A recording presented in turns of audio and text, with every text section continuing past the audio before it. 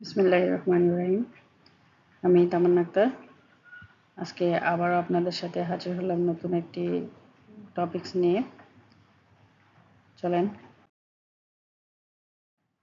তো আজকের টপিকটা হচ্ছে কানেক্টর।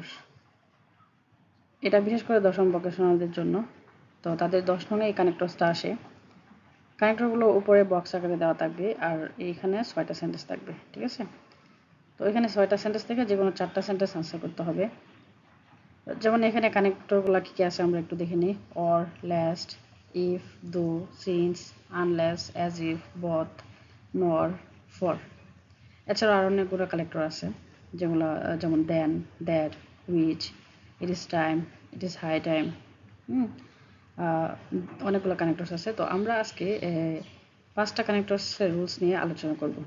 তো এইখানে কি কি কানেক্টরস বসবে, এটা একটা সুইটেবল কানেক্টর বসাতে হবে। আর কানেক্টরসটা বসানোর যে প্রথম এবং প্রধান যে নিয়মটা সেটা হচ্ছে এইখানে রুলস অনুযায়ী কোন কানেক্টরসটা এখানে সুইটেবল হবে এটা বসাতে হবে।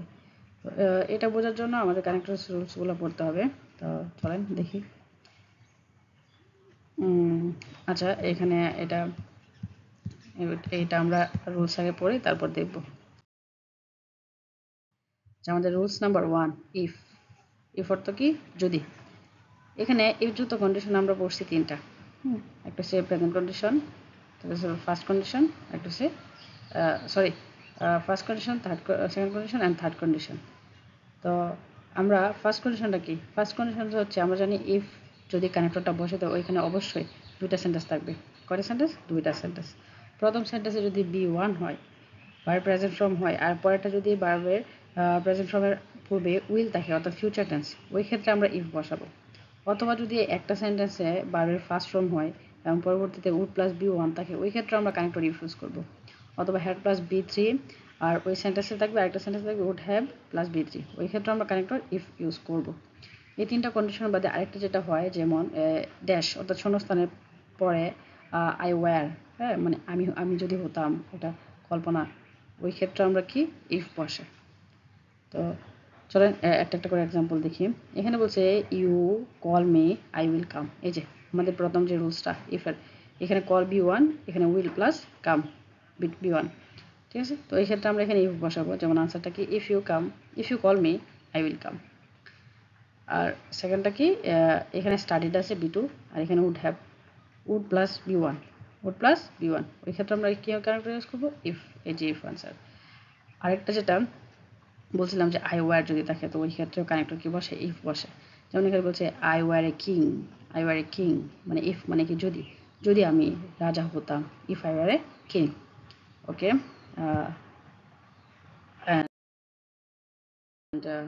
আমাদের রুলস নাম্বার 2 হচ্ছে কখন আমরা ল্যাস্ট বসাবো। তো কানেক্টর ল্যাস্ট আমরা কখন ইউজ করব? আমরা যদি এইরকমভাবে শূন্যস্থান পাই, হ্যাঁ, ঠিক আছে, এখানে কানেক্টরস ইউজ করতে হবে অবভিয়াসলি আমাদের। কানেক্টরসের পরে একটা কি আছে? সাবজেক্ট, এবং সাবজেক্টের পরে শুড প্লাস বি1। আমাদের রুলসটা কি? শুড প্লাস বি1 থাকলে ল্যাস্ট হবে। তো এই যে আমরা এখানে দেখতেছি should plus B one, should miss, walk fast, দ্রুত হাঁটো। কানেক্টর ল্যাস্ট মানে পাঁচে বয় হয়। যে কি পাঁচে বয় হয়? You should miss the train, তুমি কি করতে পারো? ট্রেনটা মিস করতে পারো। এখানে শুড প্লাস বি1 পাইছি, এই জন্য কানেক্টর ল্যাস্ট ইউজ করবো। ওকে। আমাদের রুলস নাম্বার 3, আমরা আমাদের একটা ক্লাসে ছিল রাইট ফর্ম ভার্বের উপরে। ওইখানে আমরা শিখছি যে যদি আমরা হ্যাভ বিন অথবা হ্যাজ বিন প্লাস আইএনজি পাই, তখন আমরা সিন্স অথবা ফর যদি সিন্স অথবা ফর পাইতাম, তখন আমরা কি করতাম? Have been plus has been ING করতাম। তো এইখানে আমাদেরটা তো রাইট ফর্ম ভার্বের কাজ না, এখানে আমাদের কানেক্টরের কাজ। কানেক্টর সিন্স এবং ফর কখন বসবে? হ্যাঁ, যখন আমরা পারবো কি সাবজেক্টের উপরে হ্যাভ বিন অথবা হ্যাজ বিন থাকবে এবং আইএনজি থাকবে, ওই ক্ষেত্রে আমরা সিন্স অথবা ফর ইউজ করব। এক্সাম্পলটা হচ্ছে কি? এই যে it has been raining dash 2 hours, it has been raining dash 2 hours. এই যে এখানে কি পাইছি? হ্যাজ বিন পাইছি, আইএনজি পাইছি। তো এই ক্ষেত্রে আমাদের কানেক্টরের ব্র্যাকেটে গড়ে যদি আমাদের ফর থাকে ফর ইউজ করবো, সিন্স থাকলে সিন্স ইউজ করবো। কারণ আমাদের দেখার বিষয় হচ্ছে হ্যাভ বিন অথবা হ্যাজ বিন প্লাস আইএনজি। আচ্ছা, এই সেন্টেন্সটা same, has been plus ING, এখানে আমরা সিন্স ইউজ করছি, ঠিক আছে? ওকে। আমাদের রুলস নাম্বার 4, হচ্ছে ইট ইজ টাইম অথবা ইট ইজ হাই টাইম। ইহাই উপযুক্ত সময়, এটা আমরা কখন ইউজ করব?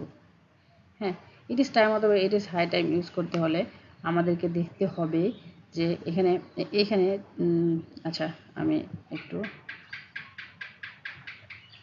ওকে আমাদের কোয়েশ্চেন আসছে ওকে এটা হচ্ছে আমাদের কোয়েশ্চেন তো কোয়েশ্চেনটা যদি কি হয় আমরা সাবজেক্টের পরে বি টু পাই সাবজেক্টের পরে বি টু পাই তখনও আমরা কি ইউজ করব ইট ইজ টাইম অথবা ইট ইজ হাই টাইম অথবা যদি টু প্লাস বি ওয়ান পাই ওই ক্ষেত্রে আমরা it is time it is high time use করবো কারণ আমাদের রুলসটা কি টু প্লাস বি ওয়ান থাকলে অথবা সাবজেক্ট প্লাস বি টু থাকলে ইট ইজ টাইম অথবা ইট ইজ হাই টাইম হবে তো যেহেতু আমরা উই ওয়েন্ট দেয়ার ওয়েন্ট গোর past form went subject plus B two ওই ক্ষেত্রে ইট ইজ টাইম এটাই উপযুক্ত সময় we went there to plant trees 2 plus b1 to plant trees it is high time ইহাই উপযুক্ত সময় to plant trees গাছ রোপণ করার ওকে and our last রুলসটা হচ্ছে ওকে এটা একটু ইজি কি জন্য ইজি বলছি এখানে আমাদের এমন হবে যে এইখানে ড্যাশ এর যতগুলো ড্যাশ আছে এখানে একটা শব্দ থাকবে এখানে একটা একটা করে শব্দ থাকবে আর আমাদেরকে কি করবে হয়তো এই নট অনলি লেখা থাকবে আর নয়তো বাটলস লেখা থাকবে যে কোনো এক পাশেরটা লেখা থাকবে আর আমাদের কি করতে হবে অপর পাশের কানেক্টরসটা ইউজ করতে হবে যদি নট অনলি পাই তখন নট অনলি পরে যদি একটা শব্দ পাই আমরা বাটলস ইউজ করব অথবা বাটলসর আগে যদি একটা শব্দ পাই আর এর আগে যদি আমাদের শূন্যস্থান বসাইতে বলে ওই ক্ষেত্রে আমরা নট অনলি ইউজ করব তাহলে আমরা এটা কীভাবে মুখস্থ করতে পারি এভাবে not only but also both dash dash and either or neither nor হ্যাঁ যেমন আরেকটা যেটা মোস্ট ইম্পর্টেন্ট এটা আসে ডু অর ডাই হ্যাঁ করো অথবা মরো এটা একটা ইডিয়ম ফ্রেজ তো এই ক্ষেত্রে ডু আছে ডাই আছে মাঝখানে আমরা অবশ্যই অর বসাবো ডু অর ডাই আর এই যে এখানে she is not only intelligent but also hard working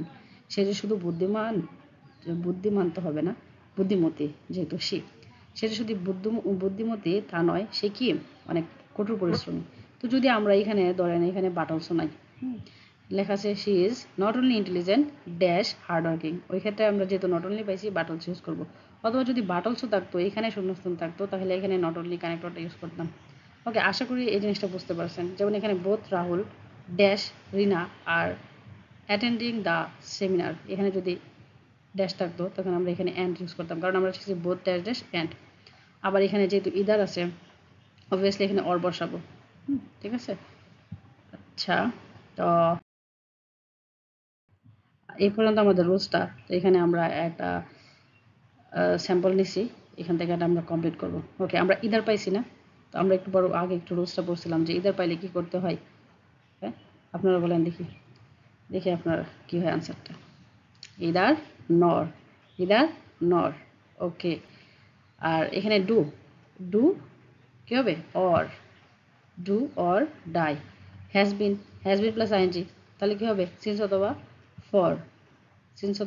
for okay তারপর work first subject plus should plus B one last yes last আর এইখানে কি আছে দেখেন তো অ্যান্ড আছে আমরা শিখছিলাম কিন্তু not only dash dash but also তারপর বোথ ড্যাশ ড্যাশ অ্যান্ড যেহেতু অ্যান্ড আছে আমরা আনসারটা নেব কি এই যে আনসারটা নেব বোথ ওকে দুইটা সেন্টেন্স আছে দুইটা সেন্টেন্স মানে কি ইফ লাগবে কি লাগবে ইফ লাগবে তাহলে ইফ যদি লাগে এখানে আমাদের ইফ আছে তো এই যে আছে তাহলে এটা কোন কন্ডিশনে করছে ইউ স্টাডি হার্ড স্টাডি এটা কিন্তু ভার্বের প্রেজেন্ট ফর্ম বি ওয়ান আর এখানে আছে কি উইল প্লাস বি ওয়ান তাহলে অবভিয়াসলি এটা ফার্স্ট কন্ডিশনে পড়ছে ঠিক আছে যে প্রথম যে কন্ডিশনটা আছে আমাদের প্রথম শর্তটা তাহলে ইফ ইউ স্টাডি হার্ড যদি তুমি কঠোর পরিশ্রম করো you will pass the exam okay আশা করি আপনারা আজকে ক্লাসটা ভালো করে বুঝতে পারছেন তো আমার একটা অনুরোধ থাকবে আপনারা ভিডিওটা শুরু থেকে শেষ পর্যন্ত দেখছেন এই জন্য আপনাদেরকে থ্যাংক ইউ আর অবশ্যই সাবস্ক্রাইব করে আমার চ্যানেলটিকে এগিয়ে নেওয়ার জন্য সাহায্য করবেন থ্যাংক ইউ